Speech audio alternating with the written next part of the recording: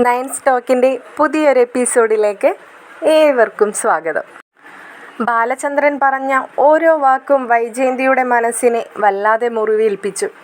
ബാലചന്ദ്രൻ എന്താണ് തന്നോട് പറയാൻ ശ്രമിക്കുന്നതെന്ന് മനസ്സിലാവാതെ വൈജയന്തി ബാലചന്ദ്രൻ്റെ മുഖത്തേക്ക് തന്നെ നോക്കി നിന്നുപോയി. ബാലചന്ദ്രൻ വീണ്ടും വൈജയന്തിയോടായി ചോദിച്ചു, നിന്റെ വാശിക്കും വൈരാഗ്യത്തിനും പുറത്ത് നിന്റെ വിജയത്തിന് വേണ്ടിയല്ലാതെ നീ എപ്പോഴെങ്കിലും ഞങ്ങളെ ആരെങ്കിലും സ്നേഹിച്ചിട്ടുണ്ടോ വൈജയ്? അലീന വന്നതിന് ശേഷം അലീനയെ തോൽപ്പിക്കണം, അലീനയോട് പക വീട്ടണം, എന്തിനു വേണ്ടിയിട്ടാണെന്ന് ആർക്കും മനസ്സിലായിരുന്നില്ല. നിന്റെ വാശിയും വൈരാഗ്യവും തീർക്കാൻ നിന്റെ മക്കളെ തന്നെ നീ ഉപയോഗിച്ചു. ബബിതയെ കൊണ്ട് പോയിസൺ കൊടുപ്പിച്ചു. നിന്റെ വാശിയും വൈരാഗ്യവും കാരണം രോഹിത്തിന് ഒരു പെങ്ങളോട് തോന്നാൻ പാടില്ലാത്ത തോന്നലുകൾ വരെ അവൻ്റെ മനസ്സിലുണ്ടായി. ഇതെല്ലാം ഒരു തരത്തിൽ പറഞ്ഞ നീ തന്നെയല്ലേ കാരണം? അത് കേട്ടതോടെ വൈജയ്ക്ക് വല്ലാത്ത അരിശവും ദേഷ്യവും തോന്നി. വൈജ ചോദിച്ചു, ഒരു സ്ത്രീയോടും അവൻ ചെയ്യാൻ പാടില്ലാത്ത തെറ്റ് അലീനയോട് അവൻ ചെയ്തത് ഞാൻ കാരണമാണെന്നാണോ നിങ്ങൾ പറഞ്ഞു വരുന്നത്? ഇതൊക്കെ ചോദിച്ച് എന്നെ വേദനിപ്പിക്കാൻ വേണ്ടിയിട്ടാണോ ഇത്രയും നാൾ മിണ്ടാതിരുന്ന നിങ്ങൾ എന്നെ ഇപ്പോൾ ഇവിടെ പിടിച്ചു നിർത്തിയിരിക്കുന്നത്? അല്ല വൈജയ്, ഒരിക്കലുമല്ല. നീ അറിഞ്ഞിട്ടില്ലെന്നറിയാം. ആ വിവരം നിന്നെ ഒന്ന് അറിയിക്കണമെന്ന് തോന്നി. അങ്ങനെ തോന്നാനുണ്ടായ പ്രധാന കാരണം നീ ശ്രദ്ധിക്കാതെ വന്നുപോയ ഒരു തെറ്റ്. അല്ലെങ്കിൽ വളരെ മോശമായ രീതിയിലൊന്ന് പറയുകയാണെങ്കിൽ അമ്മയുടെ പാരമ്പര്യം കാക്കാൻ എന്ന രീതിയിൽ ഒരു മകളും കൂടി ഉണ്ടായി. അങ്ങനെയും വേണമെങ്കിൽ പറയാം. പക്ഷേ അങ്ങനെ പറഞ്ഞു തള്ളാൻ എന്നെക്കൊണ്ടാവില്ലല്ലോ വൈജയ്. അവളുടെ അച്ഛൻ ഞാനായി പോയില്ലേ? വൈജ അത്ഭുതത്തോടു കൂടി ബാലചന്ദ്രനെ നോക്കി. ആ നോട്ടത്തിൻ്റെ അർത്ഥം ബാലചന്ദ്രനും മനസ്സിലായി. വൈജയ്ക്ക് ഒന്നും മനസ്സിലായിട്ടില്ലെന്ന്. ബാലചന്ദ്രൻ വീണ്ടും തുടർന്നു, ഇത് നിന്നെ അറിയിക്കണമെന്ന് എനിക്ക് തോന്നാനുണ്ടായ രണ്ടാമത്തെ കാരണം, ഒരിക്കൽ നിന്നെ ചതിച്ചിട്ട് പോയ ആ വ്യക്തി തന്നെ വേണ്ടി വന്നു നിന്റെ മകളെ രക്ഷിക്കാനെന്ന്. അത് കേട്ടതും വൈജയന്തിക്ക് വല്ലാത്ത അരിശവും ദേഷ്യവും വന്നു. വൈജയന്തി തൻ്റെ കൈ ടേബിളിൽ അടിച്ചുകൊണ്ട് ചോദിച്ചു, എന്നോട് എന്തെങ്കിലും പറയാനുണ്ടെങ്കിൽ അത് വ്യക്തമായി പറയാനായിരിക്കണം, അല്ലെങ്കിൽ അത് പറയണ്ട എന്ന് തീരുമാനിക്കണം. ഇത് എനിക്ക് മനസ്സിലാവാത്ത രീതിയിൽ ഇങ്ങനെ സംസാരിച്ചു കൊണ്ടിരുന്നാൽ ഞാൻ എന്താണ് അതിൽ നിന്നൊക്കെ വ്യക്തമാക്കേണ്ടത്? വൈജയ്, നീ എന്നോട് ഇതേപോലെയുള്ള വർത്താനം ഇനി മേലാ നിനക്കുണ്ടാവാൻ പാടില്ല. കാരണം അതിനുള്ള അവകാശം ഞാൻ പണ്ടേ നിനക്ക് നിഷേധിച്ചു കഴിഞ്ഞു. നിന്റെ ശബ്ദത്തിന് പുറത്ത് ഒരു കാലത്ത് ഉയർന്നു വരാത്ത ശബ്ദം ബാലചന്ദ്രനുണ്ടായിരുന്നു. അത് നിന്നെ പേടിച്ചിട്ടായിരുന്നില്ല വൈജയ്, നിന്നോടുള്ള സ്നേഹം കൊണ്ടും ഇഷ്ടക്കൂടുതൽ കൊണ്ടും മാത്രമായിരുന്നു. നിനക്ക് മുകളിൽ ബാലചന്ദ്രൻ വേണ്ട എന്ന തീരുമാനം ബാലചന്ദ്രൻ തന്നെ എടുത്തതാണ്. അല്ലാതെ ബാലചന്ദ്രനെ നീ അടിച്ചമർത്തി ഇട്ടിരുന്നതാണ് എന്ന തോന്നൽ നിനക്കുണ്ടായിരുന്നുവെങ്കിൽ അത് വെറുതെയാണ്. അങ്ങനെ ആരുടെ കീഴിലും അടിച്ചമർന്ന് കിടക്കേണ്ട ആവശ്യമൊന്നും ബാലചന്ദ്രന് വന്നിട്ടുണ്ടായിരുന്നില്ല. പലരുടെയും സ്നേഹം കിട്ടാൻ വേണ്ടി, പലരുടെയും എന്ന് ഞാൻ പറയുന്നില്ല, ഞാൻ ഒരുപാട് സ്നേഹിച്ച ഒരു വൈജയന്തി ഉണ്ടായിരുന്നു. അവളുടെ സ്നേഹം എല്ലാ അർത്ഥത്തിലും തനിക്ക് വേണമെന്ന് തോന്നിയിരുന്ന ബാലചന്ദ്രനും ഉണ്ടായിരുന്നു. ആ ബാലചന്ദ്രന് വൈജയ്ക്ക് മുകളിൽ പോകാൻ ഒരിക്കലും താല്പര്യമുണ്ടായിരുന്നില്ല. വൈജയുടെ മുകളിൽ മറ്റാരും വരണമെന്നും ബാലചന്ദ്രൻ ആഗ്രഹിച്ചിരുന്നില്ല. എന്നാൽ ഇപ്പോൾ ആഗ്രഹിക്കുന്നുണ്ട്, എൻ്റെ കാൽക്കീഴിൽ കിടക്കുന്ന ഒരു ഭാര്യയായി മാത്രം ഇനി നീ ഉണ്ടായാൽ മതിയെന്ന്. അതുകൊണ്ട് തന്നെ ഒരിക്കൽ കൂടി ഞാൻ പറയുകയാണ്, എനിക്ക് മുകളിൽ നിന്റെ ശബ്ദം ഇനി ഇവിടെ ഉയരാൻ പാടില്ല. ഇത് ബാലചന്ദ്രമേനോൻ്റെ തീരുമാനമാണ്. വൈജ കുമ്പിട്ട തല പോലും നിവർത്താതെ ബാലചന്ദ്രൻ പറഞ്ഞത് കേട്ടു നിന്നു. ശരിയാണ്, ഒരിക്കൽ പോലും ബാലചന്ദ്രനിൽ നിന്നും ഇങ്ങനെയൊരു ശബ്ദം താൻ കേട്ടിട്ടില്ല. അതിന് കാരണക്കാരിയായതും താൻ തന്നെയാണ്. തനിക്കന്നേ പറയാമായിരുന്നു ബാലചന്ദ്രനോട് താൻ പിഴച്ചു പോയവളാണെന്ന്, അല്ലെങ്കിൽ തനിക്ക് തെറ്റുപറ്റിപ്പോയതാണെന്ന്. ബാലചന്ദ്രൻ ഒരിക്കലും തന്നെ കൈയൊഴിയില്ലായിരുന്നു. അത്രയ്ക്ക് സ്നേഹമായിരുന്നു ബാലചന്ദ്രന്. പക്ഷേ എന്തുകൊണ്ടോ താൻ എല്ലാവരിൽ നിന്നും ചെറുതായി പോകുമെന്ന ഈഗോ, അതുകൊണ്ട് മാത്രമാണ് എല്ലാം മറച്ചു വെക്കേണ്ടി വന്നത്.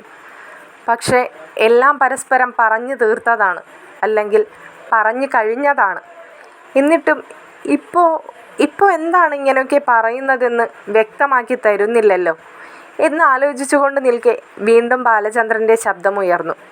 ബാലചന്ദ്രൻ ചോദിച്ചു, ഞാൻ പറഞ്ഞു വന്ന കാര്യം എന്താണെന്ന് കുറച്ചെങ്കിലും നിനക്ക് മനസ്സിലായിട്ടുണ്ടാവും. നിന്നെ ചതിച്ചിട്ട് പോയ ആൾ തന്നെ നിന്റെ മകളെ രക്ഷിക്കാൻ വേണ്ടി വന്നു എന്ന് പറഞ്ഞപ്പോഴും അത് ഏത് മകളെ എന്നാണ് നീ ചിന്തിക്കുന്നത് അല്ലേ വൈജയ്? നീ ഒരുപാടൊന്നും ചിന്തിച്ച് കൂട്ടണ്ട. മക്കൾ വഴിപിഴച്ച് പോകുമ്പോൾ ഏതൊരാളും കുറ്റം പറയുന്നത് അച്ഛനമ്മമാരെ തന്നെയായിരിക്കും. അത് 100% സത്യം തന്നെയാണെന്ന് വിശ്വസിക്കുന്ന ആളാണ് ഞാൻ. കാരണം അവരേത് വഴിക്ക് പോകുന്നു, അവരുടെ ചിന്തകൾ ഏത് വഴിക്കൊക്കെ സഞ്ചരിക്കുന്നു എന്ന് തിരിച്ചറിയാനുള്ള ശേഷി അച്ഛനമ്മമാർക്കുണ്ടായിരിക്കണം. നിന്നെ മാത്രം ഞാൻ കുറ്റം പറഞ്ഞിട്ട് കാര്യമില്ലല്ലോ. അതിനുള്ള ശേഷി എനിക്കുമില്ലാതായിപ്പോയി. ഞാനും ശ്രദ്ധിക്കേണ്ടതായിരുന്നു എൻ്റെ മക്കൾ ഏതൊക്കെ വഴിക്കാണ് സഞ്ചരിക്കുന്നതെന്ന്. ഒരു മകനും ഒരു മകളും, രണ്ടുപേരും പേരുദോഷങ്ങൾ മാത്രം സമ്മാനിക്കുന്നവരാണ്. ഇത് കേട്ടപ്പോൾ വൈജയന്തി തന്നെ ചോദിച്ചു, എന്തിനാണ് ഇനിയും രോഹിത്തിനെ അങ്ങനെയൊക്കെ പറയുന്നത്? അല്ലെങ്കിൽ തന്നെ അവനെ നിങ്ങളല്ലേ നേർവഴിക്കാക്കിയതും അവനെ പഠിക്കാനായി മറ്റൊരിടത്തേക്ക് അയച്ചതും? എല്ലാം ശരി തന്നെയാണ്, അങ്ങനെയൊക്കെ തന്നെയാണ് സംഭവിച്ചത്. പക്ഷേ അന്ന് മറിച്ച് ആ ശരണ്യ അവന് നേരെ അവൻ തെറ്റുകാരനല്ലെന്ന് പറഞ്ഞില്ലായിരുന്നുവെങ്കിൽ എന്താവുമായിരുന്നു അവസ്ഥ? ഇപ്പോഴും ആ ഹരിയുടെ ഒപ്പം ജയിലിൽ തന്നെ കിടക്കുന്നുണ്ടാവില്ലേ അവൻ? പിന്നെ നിങ്ങളെന്താ ഇപ്പം പറഞ്ഞത്? മകനും മകളുമെന്നോ? ഏത് മകളാണ് ഇപ്പോൾ നിങ്ങൾക്ക് പേരുദോഷം ഉണ്ടാക്കി തന്നത്? ഉണ്ടാക്കി തന്നു എന്നല്ല, ഉണ്ടാക്കി വെച്ചിട്ടുണ്ട്. അതെന്നാണ് ഇനി തലയ്ക്ക് മുകളിൽ വന്ന് നിൽക്കുന്നതെന്ന് മാത്രം ഓർത്താൽ മതി. ഇപ്പോൾ താൽക്കാലികമായി രക്ഷിച്ചിട്ടുണ്ട് ഒരു ദൈവദൂതനെ പോലെ ഒരാൾ. ഒരിക്കൽ എൻ്റെ ജീവിതത്തിൽ വന്ന് ഒരു കരിനിഴൽ പരത്തിയ ഒരാൾ ഇപ്പോൾ എൻ്റെ ജീവിതത്തിൽ ദൈവദൂതനായി. അതങ്ങനെയാണല്ലോ. വൈജയ്ക്ക് ഒന്നും മനസ്സിലാവാതെ ബാലചന്ദ്രനെ തന്നെ നോക്കി നിൽക്കുകയാണ്. കാരണം ബാലചന്ദ്രൻ ഇനി എന്താണോ പറയാൻ പോകുന്നത് അതിൽ നിന്ന് മാത്രമാണ് തനിക്ക് അടുത്തതെന്താണെന്ന് മനസ്സിലാക്കാൻ കഴിയുകയുള്ളൂ. ഒരു വാലും തുമ്പുമില്ലാതെ തന്നെ കുറ്റപ്പെടുത്തുക മാത്രമാണ് ബാലചന്ദ്രൻ ചെയ്തുകൊണ്ടിരിക്കുന്നത്. വൈജയന്തി ഒന്നും മിണ്ടാതെ മൗനമായി തന്നെ നിന്നു. ബാലചന്ദ്രൻ പറഞ്ഞു, ഒരിക്കൽ തന്നോട് അലീന പറഞ്ഞതല്ലേ ബബിതയുടെ പോക്കൊന്നും ശരിയല്ലെന്ന്? ബബിത ആരൊക്കെയോ ഇവിടെ വിളിച്ചു കയറ്റിയിരുന്നുവെന്ന്. അന്ന് നീ അതൊന്നും വിശ്വസിച്ചില്ല. അലീന വെറുതെ പറഞ്ഞുണ്ടാക്കുകയാണെന്ന് നീ സ്വയം അങ്ങ് ചിന്തിച്ചെടുത്തു. നിന്റെ മക്കളെ പേരുദോഷം കേൾപ്പിക്കാൻ വേണ്ടി മാത്രമാണ് അലീന അങ്ങനെയൊക്കെ പറഞ്ഞുണ്ടാക്കുന്നതെന്ന് നീ സ്വയം പറഞ്ഞു. ഇപ്പോൾ ആ അലീന തന്നെ വേണ്ടി വന്നു നിന്റെ മകളുടെ പേരുദോഷത്തിൽ നിന്നും മാറ്റിയെടുക്കാൻ. വൈജ ബാലചന്ദ്രനോടായി പറഞ്ഞു, ദൈവത്തെ ഓർത്ത് എന്താണെന്ന് എന്നോടൊന്ന് വ്യക്തമാക്കി പറയാമോ? പറയാം വൈജയ്, പറയാൻ വേണ്ടി തന്നെയാണല്ലോ ഞാൻ ഈ നിൽക്കുന്നത്. ബബിതയ്ക്ക് അമൽ എന്ന് പറയുന്ന ഒരു പയ്യനുമായിട്ട് ബന്ധമുണ്ടായിരുന്നു. അത് ചെറിയ ബന്ധമൊന്നുമല്ല, വളരെ വളർന്ന ബന്ധം തന്നെ. അവൾ എന്തൊക്കെയോ ഫോട്ടോസും അവർ തമ്മിലുള്ള എന്തൊക്കെയോ വീഡിയോസും അമലിൻ്റെ കയ്യിലുണ്ടായിരുന്നു. ബബിതയ്ക്ക് ഇപ്പം എന്തൊക്കെയോ കുറ്റബോധം കൊണ്ട് അമലിനോട് ചെന്നിട്ട് ഈ ബന്ധത്തിൽ ഇനി തുടർന്നു പോകാൻ താല്പര്യമില്ലെന്നൊക്കെ പറഞ്ഞു അത്രേ. ആ പറഞ്ഞതൊന്നും അവൻ ഇഷ്ടപ്പെട്ടില്ല. അവൻ ഉടനെ തന്നെ ആ ഫോട്ടോസും വീഡിയോസും പുറത്ത് അറിയിക്കുമെന്നും അതൊക്കെ സോഷ്യൽ മീഡിയസിലൊക്കെ അപ്ലോഡ് ചെയ്ത് അവളുടെ ഭാവി തകർക്കുമെന്നൊക്കെ പറഞ്ഞ് അവളെ ഭീഷണിപ്പെടുത്തി. അതുകൂടാതെ അങ്ങനെയൊക്കെ ചെയ്യാതിരിക്കാൻ 10 ലക്ഷം രൂപയും ഓഫർ ചെയ്തു. അതിന് പിറകെ അവൻ്റെ അടുത്തടവ്. അവന് 10 ലക്ഷം രൂപ വേണ്ടത്രേ. അവന് ബബിതയുടെ അനിയത്തി കൃഷ്ണമോളെ മതിയെന്ന്. എങ്ങനെ ഇരിക്കുന്നു കാര്യങ്ങളൊക്കെ? ഇപ്പം മനസ്സിലായില്ലേ നിൻ്റെ മോള് വളരെ ഉയർന്ന ബന്ധങ്ങളാണ് പിടിച്ചു വെച്ചിരുന്നതെന്ന്? എന്തൊക്കെയായിരുന്നു എല്ലാ കുബുദ്ധികളും പറഞ്ഞ് പഠിപ്പിച്ചു കൊടുത്ത് കൂടെ കൂട്ടിയ മകളല്ലേ? ഇത്ര വലിയ ബന്ധങ്ങളിൽ മകള് ചെന്ന് പെട്ടതൊന്നും ഈ അമ്മ അറിഞ്ഞില്ല അല്ലേ? വൈജയുടെ നെഞ്ചിൽ എന്തോ വന്ന് തറച്ച പോലെയായിരുന്നു ബാലചന്ദ്രൻ പറഞ്ഞ ഓരോ വാക്കുകളും. വൈജയുടെ കണ്ണുകൾ നിറഞ്ഞിട്ട് മുൻപിൽ നിൽക്കുന്ന ആളെ പോലും വൈജയ്ക്ക് വ്യക്തമായി കാണുന്നുണ്ടായിരുന്നില്ല. വൈജയുടെ നാവുമെല്ലാം കുഴഞ്ഞു കിടക്കുന്നത് പോലെ തോന്നി. വൈജയ്ക്ക് നാവുയർത്തി ഒന്നും പറയാൻ പോലും കഴിയുന്നുണ്ടായിരുന്നില്ല. എന്നിട്ട് എന്ത് സംഭവിച്ചു എന്ന് വൈജയ്ക്ക് ചോദിക്കണമെന്നുണ്ട്. പക്ഷേ നാവുയരുന്നുണ്ടായിരുന്നില്ല. അത് മനസ്സിലാക്കി ബാലചന്ദ്രൻ തന്നെ പറഞ്ഞു, ഇതിനെല്ലാം പുറമെ അവളെ രക്ഷിക്കാനായിട്ട് ആരെങ്കിലും ഉണ്ടോ? അവൾക്ക് ആരോടെങ്കിലും ഇതൊക്കെ ഒന്ന് പറയാൻ കഴിയുമോ? അച്ഛനായ എന്നോട് വന്നിട്ട് അവൾ എന്ത് പറയും? അവൾ അവസാനം നിലവിളിയും കരച്ചിലുമായിട്ട് കണ്ടപ്പോൾ തന്നെ കൃഷ്ണമോൾ കാര്യങ്ങൾ തിരക്കി. കൃഷ്ണമോൾ പറഞ്ഞിട്ടാണ് അലീനയോട് കാര്യങ്ങളൊക്കെ പറഞ്ഞതും അലീന സ്റ്റാൻലിയെയും കൂട്ടി അവനെ കാണാൻ പോവുകയും ഇതിൽ നിന്നെല്ലാം വേർപെടുത്തി അവളെ കൊണ്ടുവരികയും ചെയ്തത്. കാര്യങ്ങളോടടുത്തപ്പോൾ ബബിതയ്ക്കും അലീന ആരാണെന്ന് മനസ്സിലായി. ഇപ്പോൾ ഏറ്റവും വലിയ സഹോദര ബന്ധത്തോടു കൂടിയാണ് മക്കൾ വളരുന്നത്. എന്തായാലും ആ കാര്യത്തിൽ നിനക്ക് സന്തോഷിക്കാം. ബബിത മാത്രമാണല്ലോ അലീനയെ അംഗീകരിക്കാൻ കഴിയില്ലെന്ന് പറഞ്ഞ് മാറി നിന്നിരുന്നത്. വൈജയ്ക്ക് അതൊന്നും കേട്ടിട്ട് മനസ്സിനൊരു ശാന്തതയും തോന്നിയില്ല. കാരണം ബബിത ഇത്രത്തോളം വളർന്നുവെന്ന് ചിന്തിക്കാൻ പോലും വൈജയ്ക്കായില്ല. വൈജയ്ക്ക് എന്തൊക്കെയോ മാറ്റങ്ങൾ അവളിലുണ്ടെന്ന് മനസ്സിലായിരുന്നു. പക്ഷേ ഇത്രത്തോളമൊക്കെ ഉണ്ടെന്ന് മനസ്സിലാക്കാൻ വൈജയ്ക്ക് കഴിഞ്ഞിരുന്നില്ല. ബബിതയെക്കുറിച്ച് ആലോചിച്ചപ്പോൾ വൈജയ്ക്ക് വല്ലാത്ത ദേഷ്യവും അരിശവും തോന്നി. വൈജ ഒരു നിമിഷം വീണ്ടും ചിന്തിച്ചു. അലീനയും അവളുടെ പപ്പയും, അപ്പോൾ സ്റ്റാൻലി ആണെന്നോ തൻ്റെ മോളെ അവനിൽ നിന്നും വേർപെടുത്തി കൊണ്ടുപോകുന്നത്? എത്രയോ നാണം കെട്ട പ്രവൃത്തിയായിപ്പോയി ഇത് എന്ന് മനസ്സിൽ ചിന്തിക്കുന്നതിനോടൊപ്പം തന്നെ ബാലചന്ദ്രനോട് അതേ രൂപത്തിൽ തന്നെ അവളത് പറഞ്ഞു.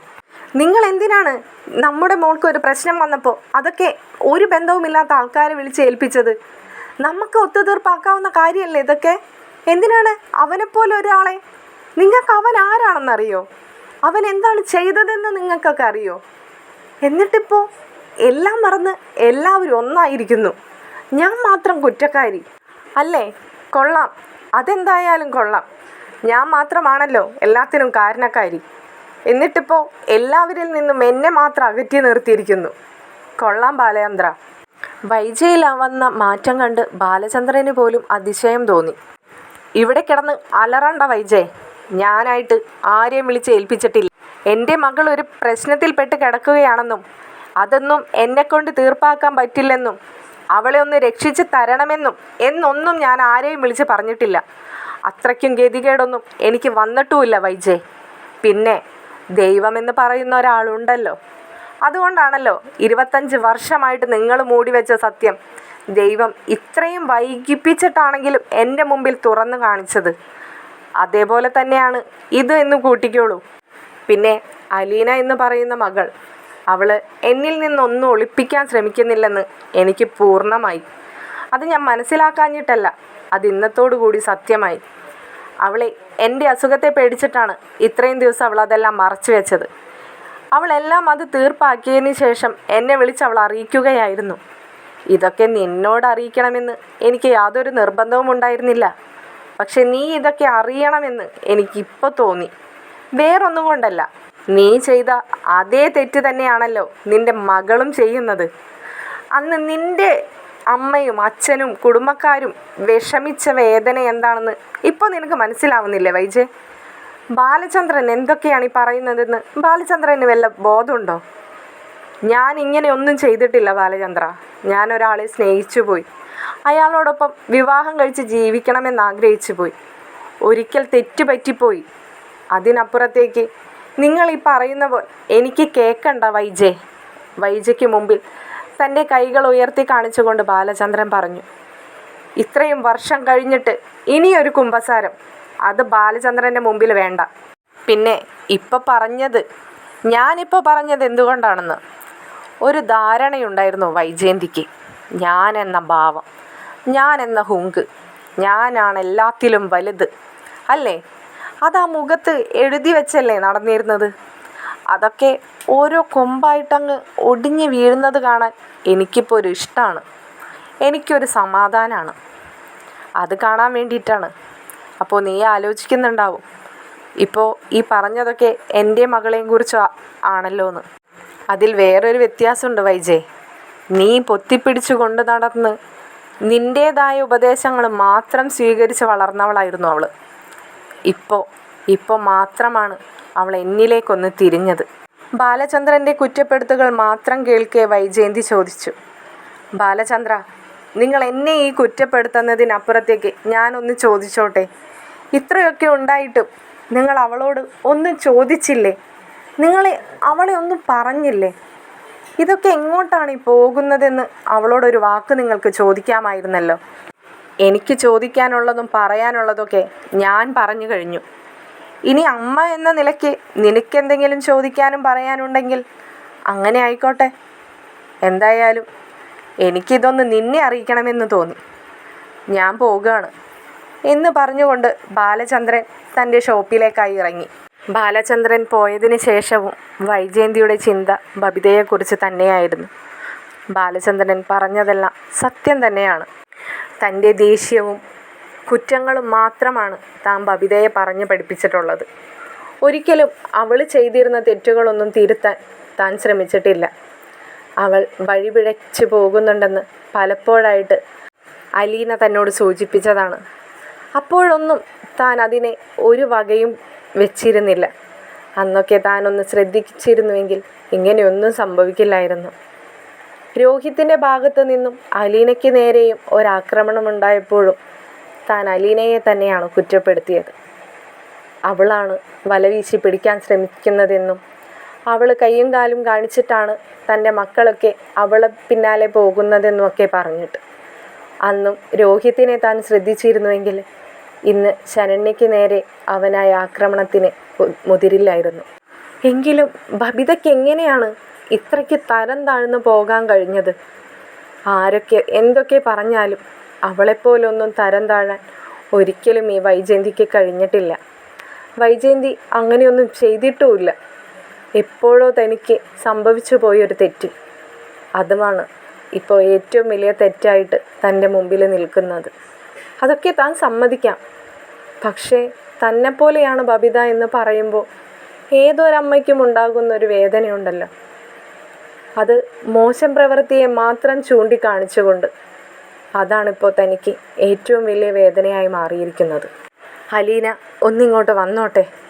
താൻ എന്തായാലും അവളോട് ഇതെല്ലാം ചോദിക്കും. താൻ അവളുടെ അമ്മയാണ്, അവളെ പ്രസവിച്ച അമ്മയാണ് താൻ. തനിക്കതിനുള്ള അവകാശമുണ്ട്. തന്നോടൊരിക്കലും ഇനി മിണ്ടില്ലെന്നും തന്നെ ഒരമ്മയായി കാണില്ലെന്നും അവൾ പറഞ്ഞിട്ടുണ്ട്. അതെല്ലാം ശരി തന്നെയാണ്. പക്ഷെ തനിക്കിത് ചോദിക്കാതിരുന്നാൽ താൻ എങ്ങനെയാണ് ഒരമ്മയാവുന്നത്?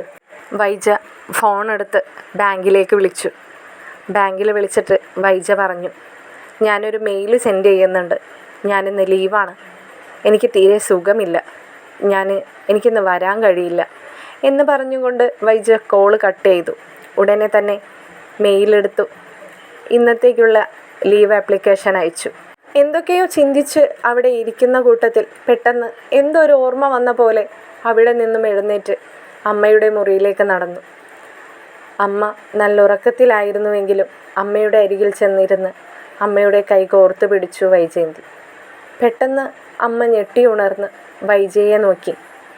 അതെ, തൻ്റെ മകളാണ്. എങ്കിലും ആ കണ്ണുകളിൽ പഴയ വൈജയന്തിയെ എവിടെയോ ആയി അമ്മ കണ്ടു. വല്ലാതെ കലങ്ങിയിരിക്കുന്നു കണ്ണും മനസ്സും. അമ്മ അവളുടെ കൈകൾ തൻ്റെ കൈകളിലേക്ക് വെച്ചിട്ട് ചോദിച്ചു, എന്തേ വൈജയ്, നിനക്ക് എന്നോടെന്തോ പറയാനുണ്ടല്ലോ. നിൻ്റെ മനസ്സ് വല്ലാതെ കലങ്ങിയിരിക്കുന്നത് എനിക്ക് കാണാം. നീ എത്ര ദിവസമായി എൻ്റെ അരികിൽ ഇങ്ങനെ വന്നിരുന്നിട്ട്? എനിക്ക് ഒന്നിനും തോന്നുന്നില്ല അമ്മേ. അമ്മയുടെ അടുത്തേക്ക് വരാനോ അമ്മയുടെ അടുത്ത് വന്നിരിക്കാനോ ഒന്നിനും തോന്നുന്നില്ല. ഞാൻ അത്രയ്ക്ക് മോശക്കാരിയാണോ അമ്മേ? നീ എന്താ ഇപ്പോൾ ഇങ്ങനെയൊക്കെ ചോദിക്കാൻ?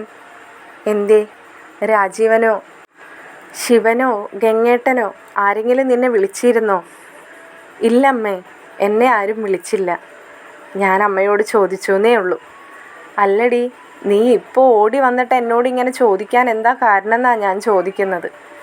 എല്ലാവരും എല്ലാം അറിഞ്ഞില്ലേ വൈജയ്? ഇനി എല്ലാം കലങ്ങി തെളിഞ്ഞോളും. നീയൊന്ന് സമാധാനപ്പെട്. നിൻ്റെ ആ പഴയ വാശിയും കുറുമ്പുകളൊന്നും നീ ഇനി ആ ബാലചന്ദ്രൻ്റെ അടുത്ത് കാണിക്കാതിരുന്നാൽ മാത്രം മതി. ഞാൻ ആരുടെ അടുത്തും ഒന്നും കാണിക്കുന്നില്ലല്ലോ അമ്മേ. ഇപ്പോൾ ഞാൻ എന്നെ തന്നെ ശിക്ഷിച്ചു കൊണ്ടല്ലേ നടക്കുന്നത്. നിങ്ങളടുത്ത് ആരെടുത്തും ഞാനിപ്പോൾ ഒന്നിനും വരുന്നില്ലല്ലോ. അമ്മയ്ക്കത് മനസ്സിലാവുന്നില്ലേ? അമ്മ ഇവിടെ നടക്കുന്ന കാര്യങ്ങൾ വല്ലതും അറിയുന്നുണ്ടോ? അമ്മയോട് ബാലചന്ദ്രൻ വല്ലതും പറഞ്ഞോ? എൻ്റെ അടുത്ത് ബാലചന്ദ്രൻ ഇടയ്ക്ക് വന്നു പോകുന്നു എന്നല്ലാതെ എന്നോടൊന്നും പറഞ്ഞില്ല വൈജയ്. അല്ലെങ്കിൽ തന്നെ ഇപ്പോൾ എന്തിവിടെ പറയാനുള്ളത്? ആ അലീന ഉണ്ടായിരുന്നപ്പോഴല്ലേ ഓരോ പ്രശ്നങ്ങളും എല്ലാവർക്കും ഉണ്ടായിരുന്നത്. അമ്മേ, അലീനയുണ്ടായപ്പോൾ എന്ത് പ്രശ്നമാണ് അമ്മ ഉണ്ടായത്? അതെല്ലാം എല്ലാവരും പറഞ്ഞുണ്ടാക്കിയിരുന്ന പ്രശ്നങ്ങളല്ലേ. അമ്മേനി അവളെ അങ്ങനെ പറയരുത്. എടി, ഞാൻ നിൻ്റെ മകളെ കുറ്റപ്പെടുത്തിയതല്ല. നീയൊക്കെ തന്നെയാണ് അങ്ങനെ പറഞ്ഞിട്ട് എന്തൊക്കെയാണ് ഇവിടെ കാട്ടിക്കൂട്ടിയത്. ഇനി അതൊന്നും പറഞ്ഞ് ഞാൻ നിന്നെ വിഷമിപ്പിക്കുന്നില്ല വൈജയ്. എങ്കിലും നീ ഇടയ്ക്കെങ്കിലും അതൊക്കെ ഒന്ന് ഓർക്കുന്നത് നല്ലതായിരിക്കും. ഇപ്പോൾ നീ എന്നോട് ചോദിച്ചില്ലേ അവളുണ്ടായിരുന്നപ്പോൾ എന്താണമ്മേ ഇവിടെ ഉണ്ടായിരുന്നതെന്ന്? അത് നീ തന്നെ നിന്നോട് തന്നെ ചോദിച്ചു നോക്കണം ഇടയ്ക്ക്. അപ്പോൾ തന്നെ നിന്നിൽ കുറേ മാറ്റങ്ങൾ സംഭവിക്കും. അമ്മ ഇവിടെ നടക്കുന്ന കാര്യങ്ങളൊന്നും വേറൊന്നും അറിഞ്ഞില്ലേ അമ്മേ? ഇല്ല മോളെ. എന്താ നീ ചോദിക്കുന്നേ? എനിക്കൊന്നും മനസ്സിലാവുന്നില്ല. അമ്മേ, നമ്മുടെ ബബിതയില്ലേ, ബബിതയുടെ കാര്യങ്ങളാണ് ഞാൻ അമ്മയോട് ചോദിക്കുന്നത്. ഇല്ലടി, ഞാനൊന്നും അറിഞ്ഞില്ല. ബബിതയും കൃഷ്ണമോളും ഇടയ്ക്ക് എൻ്റെ അടുത്ത് വരാറുണ്ട്. അതുകൂടാതെ കഴിഞ്ഞ ദിവസം ബബിത എൻ്റെ അടുത്ത് വന്ന് കുറേ സമയം ഇരുന്നു. എന്നോട് ഒരുപാട് സമയം സംസാരിച്ചു. അവളുടെ ഭാഗത്തു നിന്ന് അറിയാതെ സംഭവിച്ചു പോയതെല്ലാം എന്നോട് ക്ഷമിക്കണമെന്നും അവൾക്ക് മാപ്പ് കൊടുക്കണമെന്നും ഒക്കെ പറഞ്ഞ് അവൾ എൻ്റെ അടുത്തിരുന്ന് കരഞ്ഞു. എനിക്ക് വല്ലാത്ത വിഷമം തോന്നി. അത്രയും നാളും ഞാൻ കാണാത്തൊരു ബബിതയെ അപ്പോൾ കണ്ടു. വൈജയ്ക്ക് അമ്മ പറയുന്നത് കേട്ടിട്ട് വല്ലാത്ത അതിശയം തോന്നി. അപ്പോൾ എല്ലാവർക്കും എന്നോടാണല്ലേ അമ്മേ ശത്രുത മനസ്സിൽ കൊണ്ട് നടക്കുന്നത്? അല്ലെങ്കിൽ തന്നെ അവളെന്നോട് ഇനിയും ശത്രുത കൊണ്ട് നടന്നു എന്ന് വിചാരിച്ചിട്ട് എനിക്കൊരു വിഷമവുമില്ല അമ്മേ. അവൾ എന്തൊക്കെയാണ് ഈ കാട്ടിക്കൊണ്ട് നടക്കുന്നതെന്ന് അമ്മ വല്ലതും അറിഞ്ഞോ എന്ന് പറഞ്ഞുകൊണ്ട് വൈജയന്തി അമ്മയോട് എല്ലാ കാര്യങ്ങളും തുറന്നു തന്നെ പറയുകയാണ്. ഇത് കേട്ട മുത്തശ്ശി ആകെ ഷോക്കാവുകയാണ്. മുത്തശ്ശി പറയുകയാണ്, എത്ര വലിയ നാണക്കേടിൽ നിന്നാണ് ഭഗവാനെ നീ ഞങ്ങളെ ഈ കരകയറ്റി കൊണ്ടുപോകുന്നത്? എന്തൊക്കെയാണ് വൈജയ് ഈ കേൾക്കുന്നത്? എനിക്കറിയായിരുന്നു അവളുടെ പോക്കുകളൊന്നും ശരിയല്ലെന്ന്. പലപ്പോഴായിട്ട് അത് അലീന എന്നോട് പറയുകയും ചെയ്തിട്ടുള്ളതാണ്. ഒരിക്കൽ ഞങ്ങളിവിടെ ഉള്ളപ്പോൾ തന്നെ അവൾ ഒരു മുടിയുള്ള ഒരു പയ്യനെയും കൊണ്ട് ഇവിടെ വന്നിട്ടുണ്ടായിരുന്നു. അവനെ കാണേണ്ട തന്നെയാണ്. ഞാൻ ഒരു നോക്കേ കണ്ടുള്ളൂ. എങ്കിലും അന്ന് ഞാൻ നിന്നോട് പറഞ്ഞപ്പോൾ പോലും നീ അത് വല്ലതും വക വെച്ചോ വൈജയ്? നിനക്കന്ന് അലീനയെ ഇവിടെ നിർത്തരുത്, അലീനയും ബാലചന്ദ്രനും തമ്മിലുള്ള ബന്ധം, അവർ തമ്മിൽ അവഹിതം, അവളെ ഇവിടെ എന്തിനാണ്, അവളെ എങ്ങനെ ഇവിടെ നിന്ന് തുരത്താം, ഇത് മാത്രമായിരുന്നു നിൻ്റെ ചിന്ത. അന്നും ബാലചന്ദ്രൻ നിന്നോട് പറയാതെ പറഞ്ഞു തന്നതാണ് നീ ആരാണെന്നും അവൾ നിനക്ക് ആരാണെന്നുമെല്ലാം. നീ അത് വല്ലതും കേൾക്കാൻ പോലും തയ്യാറായിരുന്നോ വൈജയ്? ഇപ്പോൾ നിനക്ക് മനസ്സിലായോ വൈജയ്? ഒരു മകള് വഴി പിഴച്ചു പോയി എന്ന് കേൾക്കുന്ന ഒരമ്മയുടെ മനസ്സെന്താണെന്ന് നിനക്ക് അറിയോ വൈജയ്? ഒരു മകളോ മകനോ ഏറ്റവും വലിയൊരു തെറ്റ് ചെയ്താൽ എല്ലാ കുറ്റവും ഉണ്ടാകാൻ പോകുന്നത് അമ്മയ്ക്കായിരിക്കും ഏറ്റവും കൂടുതൽ. ആ പഴി എത്രത്തോളം ഉണ്ടായിരുന്നുവെന്ന് കേട്ടിട്ടുള്ള ഒരു സ്ത്രീയാണ് വൈജയ് ഈ ഞാൻ. നിനക്കറിയാത്ത ഒരു കഥയുണ്ടതിൽ. നിനക്കതിനെപ്പറ്റി എന്തെങ്കിലും അറിയോ വൈജയ്? ഇന്നേ വരെ നിന്നോട് ആരെങ്കിലും അതിനെപ്പറ്റി എന്തെങ്കിലും പറഞ്ഞിട്ടുണ്ടോ? നീ ചെയ്തു വെച്ച തെറ്റിന് ഒന്നും അറിയാതെ ഈ നാട്ടിൽ കിടന്ന ഈ സൗദാമിനി അനുഭവിച്ചു കൂട്ടിയതിന് ഒരു കയ്യും കണക്കും ഉണ്ടായിരുന്നില്ല. നിനക്ക് എന്തറിയാം അല്ലേ? നീ എന്നെ കുറ്റപ്പെടുത്തുക മാത്രമാണ് ചെയ്തിട്ടുള്ളത്. അമ്മാവന്മാരുടെയും അച്ഛൻ്റെയും വാക്കിന് തിരിച്ചൊരു മറുപടി ഒരു മകൾക്ക് വേണ്ടി പറഞ്ഞില്ല എന്ന് പറഞ്ഞിട്ട് അന്ന് ഞാൻ നിന്നെ ഇതൊന്നും പറഞ്ഞ് വേദനിപ്പിച്ചിരുന്നില്ല. വൈജ ഒന്നും മനസ്സിലാവാതെ അമ്മയുടെ മുഖത്തേക്ക് മാത്രം നോക്കിയിരുന്നു. അമ്മ എന്തൊക്കെയാണ് ഈ പറയുന്നത്? തനിക്കറിയാത്ത എന്തൊക്കെ കാര്യങ്ങളാണ് ഇത്രയും വർഷങ്ങൾക്ക് ശേഷം ഓരോരുത്തരുടെ നാവിൽ നിന്നും താൻ ഈ കേട്ടുകൊണ്ടിരിക്കുന്നത്? തുടർന്നുള്ള എപ്പിസോഡുമായി ഉടൻ തന്നെ വരുന്നതായിരിക്കും. നിങ്ങൾക്ക് ഈ ചാനലും വീഡിയോസും ഇഷ്ടപ്പെടുന്നുണ്ടെങ്കിൽ ലൈക്കും കമൻറ്റും ചെയ്ത് ചാനൽ സബ്സ്ക്രൈബ് ചെയ്യാൻ മറക്കരുതേ. ഏതൊരഭിപ്രായമായാലും കമൻറ്റിലൂടെ അറിയിക്കണേ. ശുഭരാത്രി.